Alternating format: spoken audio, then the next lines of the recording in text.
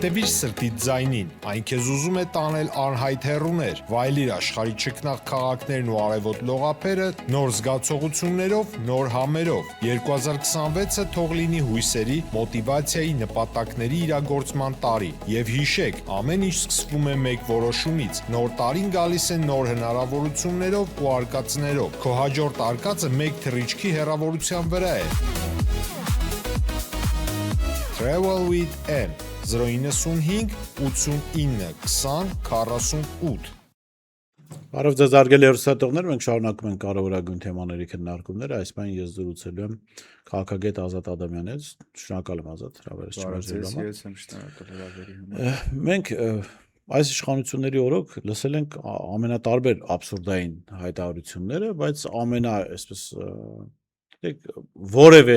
կանոնի տրամաբանության շրջանակում չտեղավորվող հայտարարություններ ազգային ժողովի նախագահի պաշտոնը զբաղեցնող Ալեն Սիմոնյանի հայտարարությունը, որ Ադրբեջանը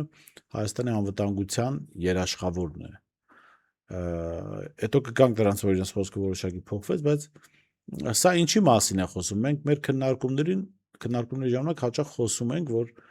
դուք էլ պնդում եք, վերլուծում եք, որ Հայաստանը ըստ էության հայտնվել է ոչ թե Թուրքիայի, այլ Ադրբեջանի գերիշխանության ներքո, որտեղ Հայաստանի մակարդակը այլևս այնպեսին չի, որ Թուրքիան ցկտի իր իշխանության տակ պահել։ Սա դրա վկայությունն է, ինչի մասին է խոսում ընդհանրապես։ Ինչպես է լավ աշխարհը նայում է հայտարարությանը, որ Հայաստանը հայտարարում է, որ իր անվտանգության երաշխավորը Ադրբեջանն է։ Նայած ինչ ենք հասկանում աշխարհ ասելով, հավաքական արևմուտքը, հա? Արևմուտքը առանձին, լավ, արևելքը առանձին։ Տեսեք, ուրեմն էլի պետք է ամեն բան կառուցենք պաքսերի տրամաբանությամբ, այսինքն հիմա արդեն 100 տարի, 100 եւ ավել տարիներ գոյություն ունի Pax Americana-ն, որը իր գոյության սկզբից ինչ արեց, քանդեց ռուսական կայսրությունը եւ տեղը ինչ ստեղծվեց, Անդրկովկասի Սեյմը, այսինքն եթե ռուսական կայսրությունը չքանդվեր, Pax Americana-ն գոյություն չէր ունենա, որովհետև սպառնալիք էր։ Բոլոր այս տրամաբանությունից, այս մեծ խաղի տրամաբանությունից այդպես հերթականությամբ իշխնում է մինչև մերպես փոքր երկրների վրա։ Ուրեմն իրենք այն ժամանակ սարքեցին Անդրկովկասի Սեյմը եւ էլի գլխավոր այստեղի կոպիտ ասած կուրատորի դերը վստահված էր Ադրբեջանին։ Իր ինչու է հիմա այդ պնդումն անում Ալիևը, որը նաև Նիկոլ Փաշինյանն էր կրկնում, որ Ադրբեջանը ոչ թե խորհրդային Ադրբեջանի իրավահաջորդն է, այլ մուսաֆաթական Ադրբեջանի 1918 թվականին ստեղծված Ադրբեջանի իրավահաջորդն է։ Տեսեք, ըստ էության, այս մեծ խաղացողների Անդրկովկասում իրենք հասել են իրենց նպատակին, այսինքն Հայաստանը եւ ապագայում հիմա փորձում են Վրաստանը ենթարկեցնել Ադրբեջանին։ Ադրբեջանը որպես այդպեսին մի քիչ ավելի բարձր պետությունների է ենթարկվում, տարածաշրջանային պետությունների, դրանք են Իսրայել եւ Թուրքիա։ Սրանք արդեն Իսրայել եւ Թուրքիան ենթարկվում են Pax Americana-ին կամ հիմա այդ հայտնի բառով էլի deep state-ին կամ խորքային պետությանը կամ deep power-ին, խորքային իշխանություններին։ Սա հերթականությամբ այդպես բացվում է էլի։ Ըստ էության սրա մասին է խոսքը։ Այո, հարավային Կովկասում այլևս իրենց համար կուրատորը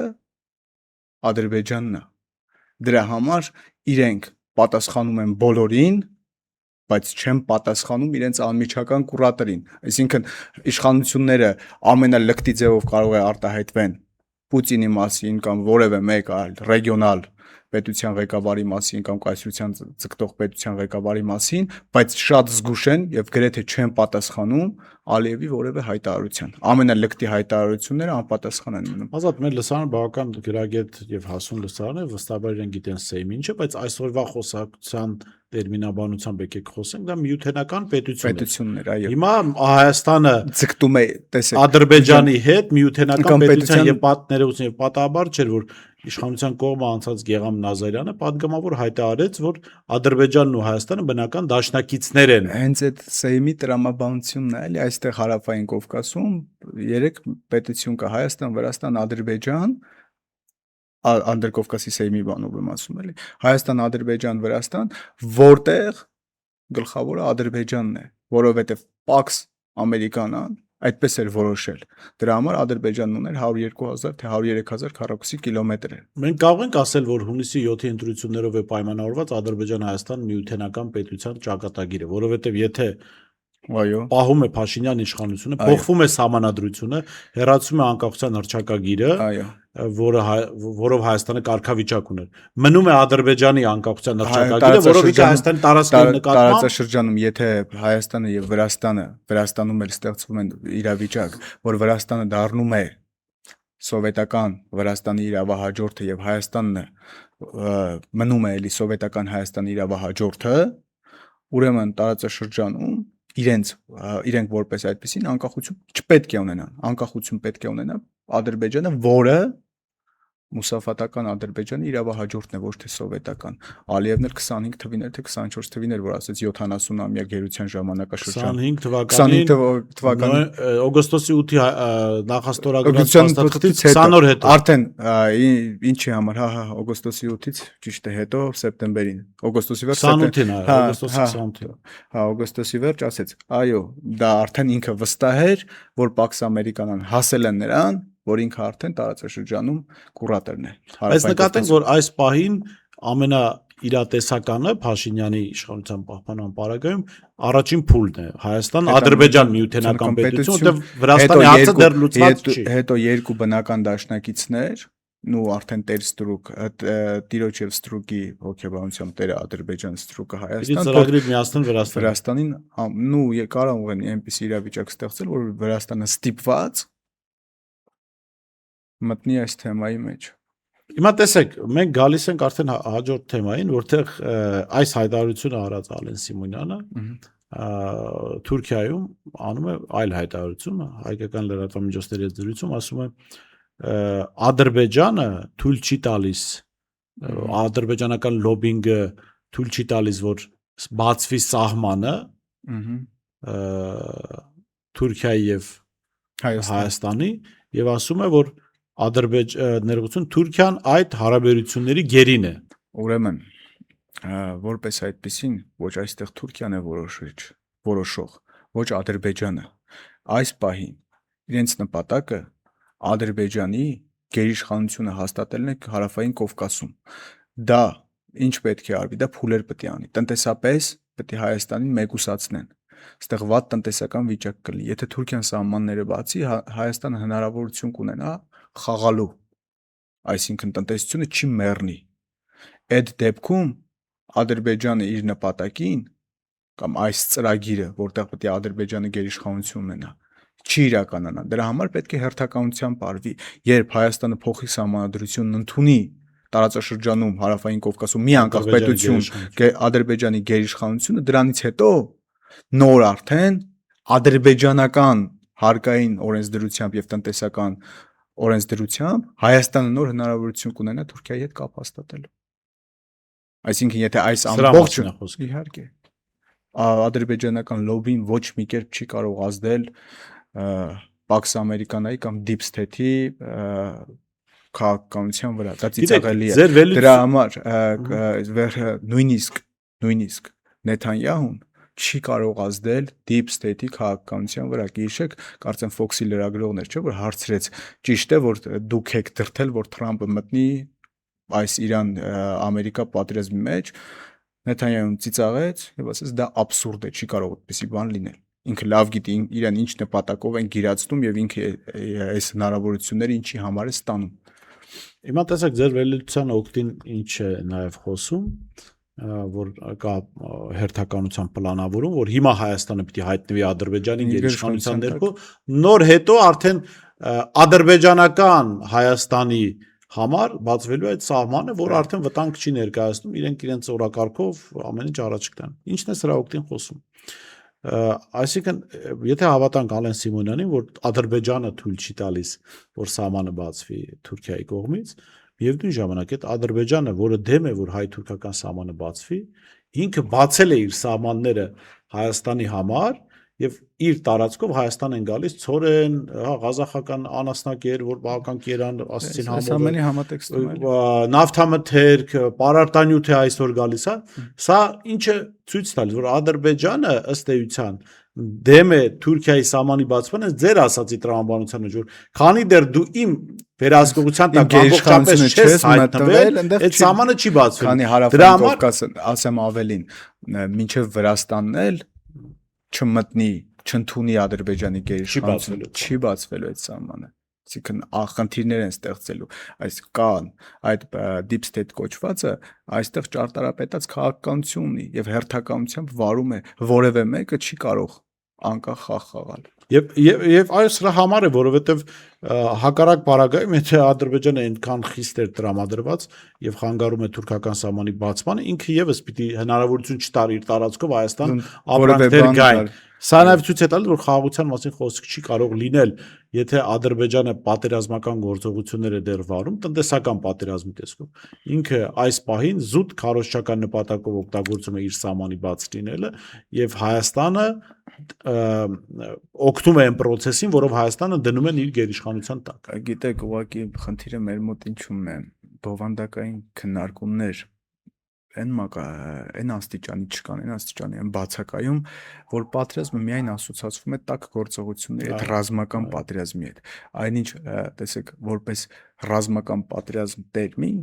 աշխարհաքաղաքականության մեջ գոյություն չունի, կա ռազմաքաղաքական տերմին, այսինքն կա ռազմաքաղաքական պատերազմ։ Հիմա որպես այդպիսին այս Ադրբեջանի կողմից հայանպաստ գործողությունները եւ Ադրբեջանի կողմից այս տնտեսական քաղաքականությունը ինքը քաղաքական պատերազմի համատեքստում է, որովհետեւ պատերազմը համալիր գործողություն է, այո, ռազմաքաղաքական ինքը միայն կրակելով չի, հենց հիմա երբ իրենք քաղաքական ինչ որ X կուսակցության են աջակցում կամ ինչ որ մեկը հայալեզու կարողանում է ադրբեջանական շահը հայկական տիրույթում հայերենով առաջ տանել, դա ռազմաքաղաքական պատերազմի համատեքստում է, այսինքն հենց հիմա մեր դեմ ռազմաքաղաքական պատերազմ է տեղի ունենում։ Այդ տնտեսական մեկուսացումը, այդ արհեստական խնդիրները, որ մեր տնտեսությանը հասցնում են ճգնաժամի, սա էլ տնտեսա-ֆինանսական պատերազմի համատեքստում է, բայց մենք մոռանում ենք հիմնականը հոգևոր մշակութային պատերազմը, գաղափարական պատերազմը, այո, ինքը կոչվում է գաղափարակարողչական պատերազմ, որը ունի երկու ուղղություն։ Մեկը ռազմավարական խնդիր է լուծում, դա հոգևոր մշակութային պատերազմ է, որ հանրության, ազգի, ժողովրդի ինքնությունն է փոխում, եւ գոյություն ունի հոգեբանական տեղեկատվական պատերազմ, որը մարտավարական խնդիր է, այսօրեական, այսրոպեական խիստ ժամանակավոր խնդիրներ է լուծում։ Պայմանական ինչ որ մի տեխնացուի մասին մի աննորմալ սուտ են հորինում, ինքը այսօրեական խնդիր է լուծում։ Հերոսին սարքում են դավաճանին հերոս։ Սա այդ հոգեբանական տեղեկատվական պատերազմի համատեքստում է։ Հիմա այդ հայ ժողովրդի հասարակության հոգեբանական վիճակի վրա ազդելու գործողություններ իմ գնահատմամբ Ստեփանակերտի Մայր տաճարի քանդումը, դրա տեղեկատվության հրապարակումը եւ միևնույն ժամանակ Հայաստանի իշխանությունների արձագանքը, որը ըստ էության արձագանքը, չէ, արձագանք եղավ։ Արսեն Թորոսյանը ինչ ասաց, դա Ադրբեջանի սուվերեն տարածքն է, իր սուվերեն տարածքում ինչ ուզում անում է։ Հիմա սա ինչ է նշանակում, սա հենց այդ վերլուծությունը, որ դուք անում եք եւ մենք միասին քննարկում ենք, դրա հաջորդ этаպն է, որտեղ հայ ժողովրդին սովորեցնում են ադրբեջանական սուվերենությանը, որ կապ չունի ինչ են քանդում, եթե Ադրբեջանն է ինքը այս պայն համեստություն են անում, ասում են իր տարածքում, բայց Ադրբեջանը տարածաշրջանի միակ սուվերենն է, այո, շատ ճիշտ եք նկատել։ Թիվ 1 սուվերենի, ուղղակի ինքը թիվ 1 սուվերենը դա խիստ գիտական է, էլի, որպես այդպեսին հենց այդ է։ Թիվ 1 սուվերենի հարցն է, ասենք կա այդպես է, ռեգիոնալ սուվերեն։ Սա գիտական տերմիններ է, ուղղակի չենք ուզում օգտագործել, որ པարզ լինի։ Այսինքն կա Փոքր Ասիա ռեգիոնում, որտեղ սուվերենը Թուրքիա է։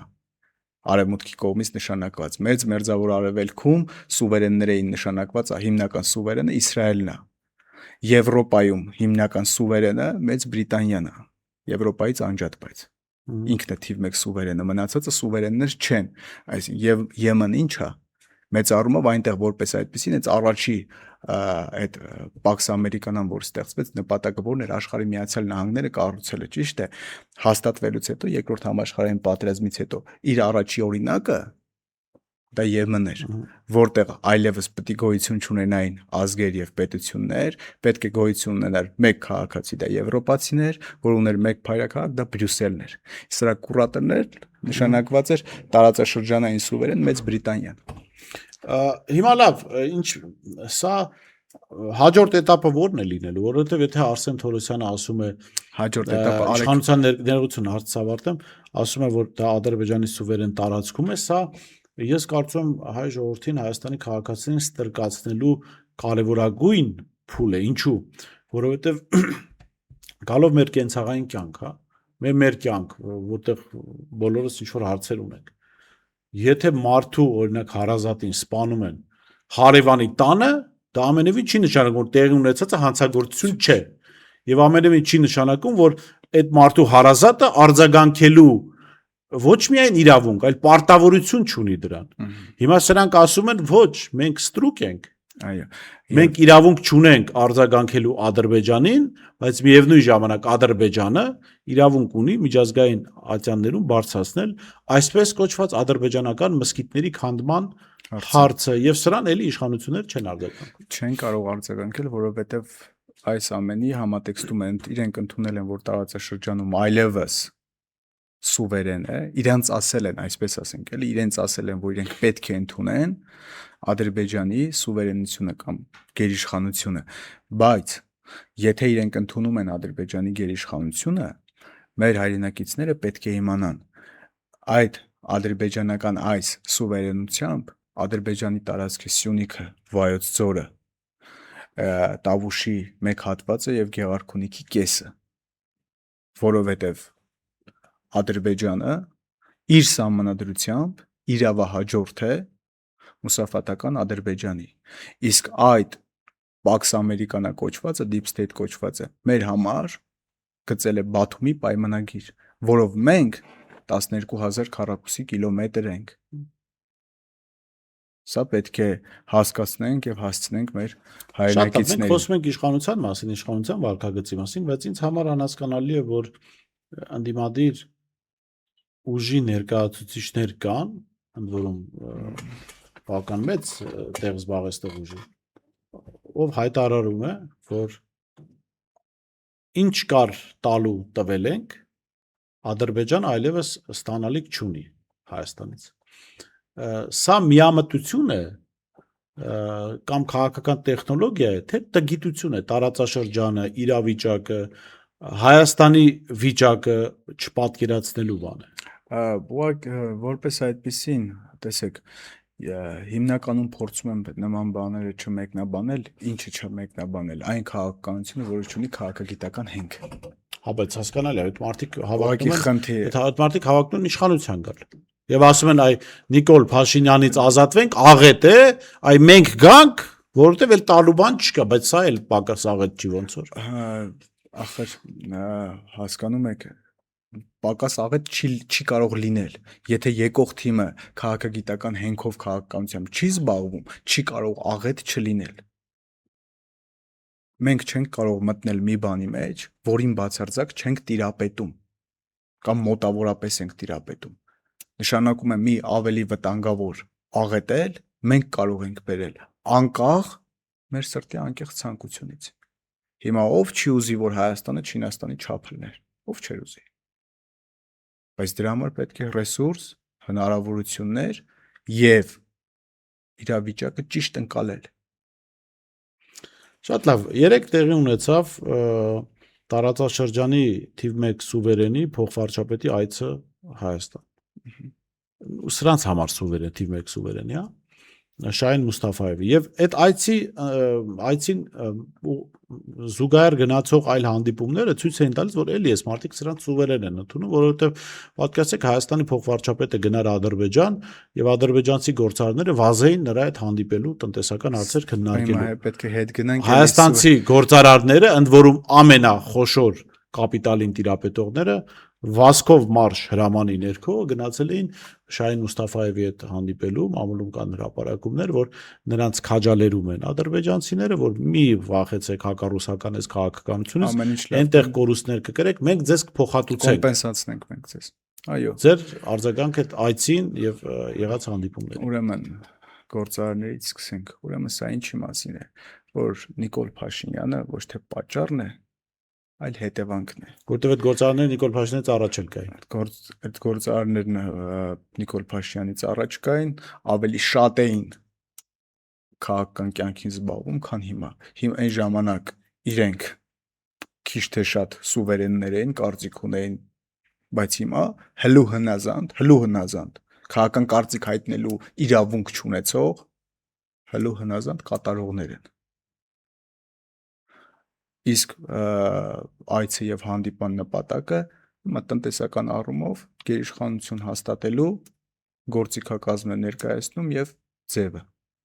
այս համատեքստում է հատուկ որևէ բան չկա բոլոր Սա կարելի է համարել նախընտրական աջակցություն Փաշինյանը։ Խաղաղության այդ միրաժը տպավորությունը իհարկե ֆեյքը ստեղծելու։